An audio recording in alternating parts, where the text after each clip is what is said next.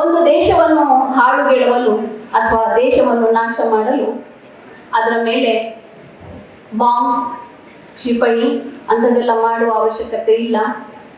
ಆ ಮಕ್ಕಳಲ್ಲಿ, ಆ ದೇಶದ ಜನತೆಯಲ್ಲಿ ಈ ಪಿಡುಗನ್ನು ಒಂದು ಇಂಟ್ರೊಡ್ಯೂಸ್ ಮಾಡಿ ಸರ್. ಮಂಗಳೂರು ನಗರ ಪೊಲೀಸ್ ಮತ್ತು ಎನಪೋಯ ಡೀಮ್ಸ್ ಟು ಬಿ ವಿಶ್ವವಿದ್ಯಾಲಯದ ಸಹಯೋಗದಲ್ಲಿ ಆಯೋಜಿಸಿದ್ದ ಮಾದಕ ದ್ರವ್ಯ ವಿರೋಧಿ ದಿನ ಮತ್ತು ಅಕ್ರಮ ಸಾಗಣೆ ವಿರೋಧಿ ದಿನ 2026 ಕಾರ್ಯಕ್ರಮ ಉದ್ಘಾಟಿಸಿ ಮಾತನಾಡಿದ ಜಿಲ್ಲಾಧಿಕಾರಿ ದರ್ಶನ್ HV, ಮಾದಕ ವಸ್ತುಗಳ ಜಾಲದ ಬಗ್ಗೆ ಯಾವುದೇ ಮಾಹಿತಿ ಇದ್ದರೆ ಸಾರ್ವಜನಿಕರು ಪೊಲೀಸರಿಗೆ ತಿಳಿಸಬೇಕು. ಮಾಹಿತಿ ನೀಡಿದವರ ಹೆಸರನ್ನು ಗೌಪ್ಯವಾಗಿರಿಸಿ ಅಗತ್ಯ ಕ್ರಮ ಕೈಗೊಳ್ಳಲಾಗುತ್ತದೆ ಎಂದು ಹೇಳಿದರು. ಹಿರಿಯ ಸಿವಿಲ್ ನ್ಯಾಯಾಧೀಶೆ ಜೈಬುನ್ ನೀಸಾ ಮಾತನಾಡಿ, ಮಾದಕ ವ್ಯಸನ ದೇಶಕ್ಕೆ ದೊಡ್ಡ ಪಿಡುಗಾಗಿದೆ. ಮಂಗಳೂರು ಜಿಲ್ಲಾ ಕಾರಾಗೃಹದಲ್ಲಿ 60-65% ಕೈದಿಗಳು ಮಾದಕ ವಸ್ತುಗಳಿಗೆ ಸಂಬಂಧಿಸಿದ ಪ್ರಕರಣಗಳಲ್ಲಿ ಭಾಗಿಯಾಗಿದ್ದಾರೆ ಎಂದು ಆತಂಕ ವ್ಯಕ್ತಪಡಿಸಿದರು. ಒಂದು ದೇಶವನ್ನು ಹಾಳುಗೆಡವಲು ಅಥವಾ ದೇಶವನ್ನು ನಾಶ ಮಾಡಲು ಅದರ ಮೇಲೆ ಬಾಂಬ್, ಕ್ಷಿಪಣಿ ಅಂಥದ್ದೆಲ್ಲ ಮಾಡುವ ಅವಶ್ಯಕತೆ ಇಲ್ಲ. ಆ ಮಕ್ಕಳಲ್ಲಿ, ಆ ದೇಶದ ಜನತೆಯಲ್ಲಿ ಈ ಪಿಡುಗನ್ನು ಒಂದು ಇಂಟ್ರೊಡ್ಯೂಸ್ ಮಾಡಿ ಸರ್. ಈ ಡ್ರಗ್ ಎಂಬ ಒಂದು ಪಿಡುಗನ್ನು ನೀವು ಆ ಮಕ್ಕಳಿಗೆ, ಆ ದೇಶದ ಪ್ರಜೆಗಳಿಗೆ ಅಂಟಿಸಿದರೆ ಸಾಕು, ಆ ದೇಶ ನಾಶ ಆಗ್ತದೆ. ಇದು ಒಂದು ಈಗ ನಡೀತಿರುವಂಥ ಪ್ರಚಲಿತ ವಿದ್ಯಮಾನಗಳು. ನಾವು ಇದರ ಬಗ್ಗೆ ಹೆಚ್ಚು ಗಮನ ಹರಿಸಬೇಕು ಮತ್ತು ನಮ್ಮ ಯುವ ಜನತೆಗೆ, ನಮ್ಮ ಪ್ರಜೆಗಳಿಗೆ ಈ ಬಗ್ಗೆ ನಾವು ಸಂದೇಶವನ್ನು ಕೊಡಬೇಕು.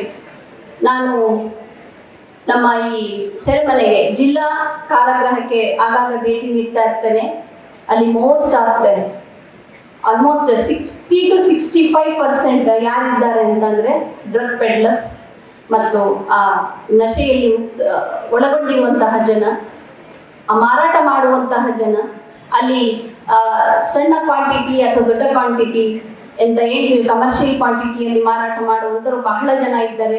ಅವ್ರಿಗೆ ಬೇಲ್ ಸಿಗೋದೇ ಕಷ್ಟ ಆಗಿದೆ. ತುಂಬಿ ತುಳುಕ್ತಾ ಇದೆ ನಮ್ಮ ಕಾರಾಗೃಹ, ನಮ್ಮ ಜಿಲ್ಲಾ ಕಾರಾಗೃಹ. ಅದರ ಕೆಪಾಸಿಟಿ 210 ಜನಕ್ಕೆ ಮಾತ್ರ. ಆದರೆ ಅಲ್ಲಿ ತುಂಬಿ ತುಳುಕಿರೋದು 367 ಜನರಿಂದ ತುಂಬಿ ತುಳುಕ. ಅಂದರೆ ಅದರಲ್ಲಿ 65% ನಮ್ಮ ಈ ದುಷ್ಪರಿಣಾಮಕ್ಕೆ ಒಳಗಾದಂಥ ಜನ. ಈ ದುಷ್ಪರಿಣಾಮವನ್ನು ನಮ್ಮಲ್ಲಿ ಹರಡುತ್ತಿರುವಂಥ ಜನ ಅಲ್ಲಿದ್ದಾರೆ. ಇದನ್ನು ನೀವು ಇಮ್ಯಾಜಿನ್ ಮಾಡ್ಕೊಳ್ಳಿ, ನಮ್ಮ ನಡುವೆ ಎಷ್ಟು ಜನ ಇಂತಹ ಈ ಪಿಡುಗಿಗೆ ಒಳಗಾದವರಿದ್ದಾರೆ ಅಂತ. ಮಂಗಳೂರು ನಗರ ಪೊಲೀಸ್ ಆಯುಕ್ತ ಸುಧೀರ್ ಕುಮಾರ್ ರೆಡ್ಡಿ ಮಾತನಾಡಿ, ಹೆತ್ತವರು, ಶಿಕ್ಷಣ ಸಂಸ್ಥೆಗಳು ಹಾಗೂ ಸಮಾಜ ಒಗ್ಗಟ್ಟಿನಿಂದ ಕಾರ್ಯನಿರ್ವಹಿಸಿದರೆ ಮುಂದಿನ 1-2 ವರ್ಷಗಳಲ್ಲಿ ಮಂಗಳೂರನ್ನ ಮಾದಕ ಮುಕ್ತ ನಗರವನ್ನಾಗಿ ಮಾಡಬಹುದು ಎಂದು ವಿಶ್ವಾಸ ವ್ಯಕ್ತಪಡಿಸಿದರು.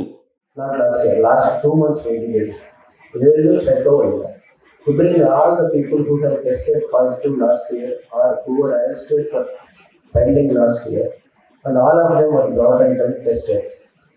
So I was very happy that only 10% of them tested positive.